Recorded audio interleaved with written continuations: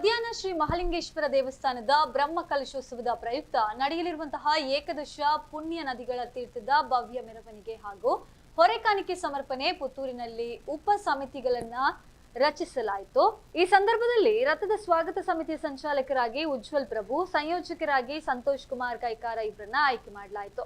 ಹಾಗೇನೇ ಹೊರೆಕಾಣಿಕೆ ಸಮಿತಿಯ ಸಂಚಾಲಕರಾಗಿ ದಯಾನಂದ ಶೆಟ್ಟಿ ಉಜ್ರೆಮಾರು, ಸಂಯೋಜಕರಾಗಿ ಅಜಿತ್ ರೈ ಹೊಸಮನೆ ಇವರನ್ನ ಆಯ್ಕೆ ಮಾಡಲಾಯಿತು. ಇನ್ನುಳಿದಂತೆ ಸರ್ವ ಸಮಿತಿಗಳ ಅಧ್ಯಕ್ಷರಾಗಿ ಗೋಪಾಲಕೃಷ್ಣ ಹೆರಳೆಯವರನ್ನ ಆಯ್ಕೆ ಮಾಡಲಾಗಿದೆ.